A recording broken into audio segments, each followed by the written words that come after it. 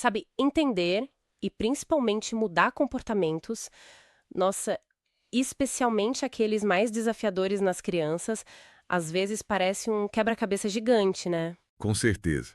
É complexo mesmo. Mas a ideia de que uma análise mais cuidadosa pode, tipo, acender uma luz sobre os porquês por trás do que a gente vê, isso é bem interessante. Sem dúvida. E é aí que entra a análise comportamental aplicada, a ABA, que o material que a gente olhou detalha bem.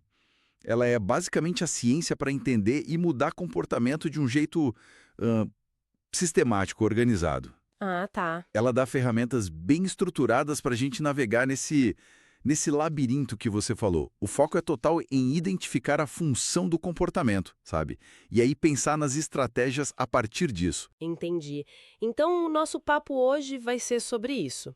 Como que essa abordagem ajuda a gente a, primeiro, avaliar os comportamentos, depois, entender a raiz deles e, claro, aplicar intervenções que funcionem de verdade, né? Que ajudem a criança a desenvolver habilidades mais legais, mais adequadas. Exato. E a gente viu que o material vai desde ensinar coisinhas básicas até lidar com situações bem complicadas, como pode acontecer no autismo, por exemplo. Isso mesmo. Cobre um espectro bem amplo. Então, para a gente começar a desembrulhar isso, o ponto de partida parece ser sempre uma avaliação bem detalhada, né? Quase como fazer um mapa das habilidades da criança. O que ela já sabe fazer, o que precisa melhorar e o que ainda falta aprender. O material até faz uma comparação interessante com montar um currículo escolar, só que totalmente individual. Exatamente. É um planejamento individualizado. E o coração dessa avaliação toda é o que a gente chama de análise funcional. É olhar para aquela sequência ABC. A, B, C. Antecedente, comportamento, consequência. Isso. Antecedente, o que acontece antes, a resposta, que é o comportamento em si, e a consequência, o que acontece depois. Mas assim, o que realmente muda o jogo aqui é a busca pela função. Para que serve aquele comportamento para a criança? Ah, entendi. Não é só dizer, ah, isso é birra. Não mesmo? É uma mudança de olhar. Em vez de só rotular, a gente tenta entender o que a criança ganha com aquilo. Lembra dos exemplos? A birra no supermercado? Lembro, lembro. Ou o caso do menino com tablet. Isso, o Arthur. A mesma birra, o mesmo choro, pode ter funções completamente diferentes. Às vezes é para conseguir alguma coisa, tipo o doce no caixa.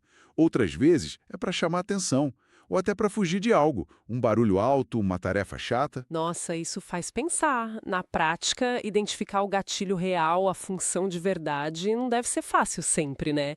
Às vezes o que dispara o comportamento é algo interno, talvez. Pode ser bem desafiador, sim, principalmente se o gatilho for mais sutil ou mesmo uma sensação interna da criança.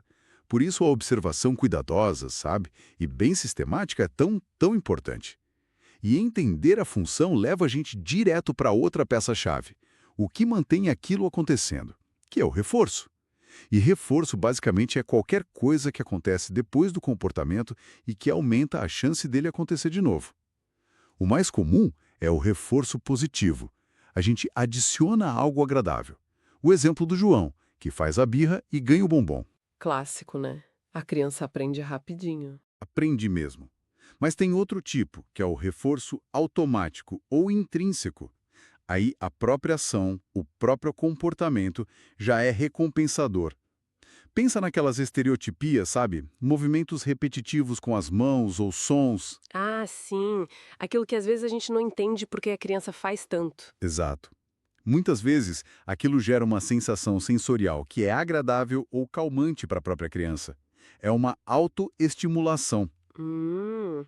E essa ideia do reforço automático, nossa, isso é muito interessante, porque imagino que muda totalmente a estratégia, né? Se a recompensa vem da própria ação, não adianta só ignorar, como talvez a gente fizesse com a birra pelo bombom. Exatamente. Você pegou o ponto. Ignorar um comportamento que se mantém por reforço automático pode não ter efeito nenhum. Aí a gente precisa pensar em outras coisas, geralmente em como oferecer para a criança uma forma diferente e mais aceitável de ter aquela mesma sensação, aquela estimulação. E aí, falando de estratégias, o material faz um contraponto importante. Ele deixa bem claro que punição positiva, tipo gritar com a criança, bater, além de ser inadequado, hoje em dia é até crime, né? não funciona a longo prazo e ainda traz um monte de problema. Sim, os efeitos colaterais são terríveis. Terríveis. Aí tem a punição negativa, que é tirar algo agradável, o exemplo da Luna, que perdia um tempo de TV porque pulava no sofá, e tem a extinção, que é basicamente parar de dar o reforço que mantinha o comportamento. Os pais do Fred que simplesmente pararam de dar atenção ou ceder quando ele fazia birra. Mas aí, nossa, tem um ponto que pega para muitos pais, que é o tal do pico de extinção. Aquela hora que o comportamento parece que piora muito antes de começar a diminuir. Imagina lidar com uma birra que escala, fica gigante no meio do supermercado, tentando aplicar a extinção. Uau, precisa ter muita coragem e consistência. É um desafio enorme, não tem jeito. Exige preparo, consistência, apoio. Mas isso leva a gente para um ponto assim fundamental que o material bate muito na tecla. Nem a punição, nem a extinção, sozinhas, ensinam para a criança o que ela deveria fazer no lugar daquilo. Ah, boa! Elas podem até diminuir o comportamento ruim. Podem diminuir, sim, mas não constroem nada no lugar. A criança fica sem saber como agir, como conseguir o que precisa de um jeito melhor. E aí que entra a grande sacada, a solução principal que o material aponta: ensinar e reforçar comportamentos alternativos adequados. Os exemplos ajudam muito a entender. O Davi, lembra? Que ficava agressivo na hora de sair do parque? Lembra? Ele aprendeu a pedir para ir para casa mostrando a foto do tablet. Era uma forma de comunicação funcional para ele, fácil. E aí, ele ganhava o tablet depois que subia para o carro tranquilo. O reforço veio depois do comportamento adequado. Perfeito. Ou a Júlia, que fazia estereotipias para chamar a atenção. Em vez de só ignorar ou brigar, ensinaram ela a falar: vamos brincar. E aí, quando ela usava a frase, ela ganhava a atenção, a brincadeira, o reforço foi para a comunicação. Exato. E o Antônio, que pulava dos móveis buscando sensação. Deram para ele uma cama elástica. Uma alternativa que dava uma sensação parecida, só que segura e apropriada. Faz muito sentido. Essa alternativa tem que ser funcional. Tem que funcionar para a criança. Tem que ser, de preferência, fácil para ela fazer. E tem que levar um reforço que seja tão bom ou até melhor do que o comportamento antigo. Muitas vezes a gente começa ajudando mais, dando uma dica física, uma ajuda verbal. Tipo no exemplo de ensinar a sentar, né? Que começa ajudando fisicamente. Isso. E aí, aos pouquinhos, a gente vai tirando essa ajuda, conforme a criança vai pegando o jeito. É um processo de ensino mesmo.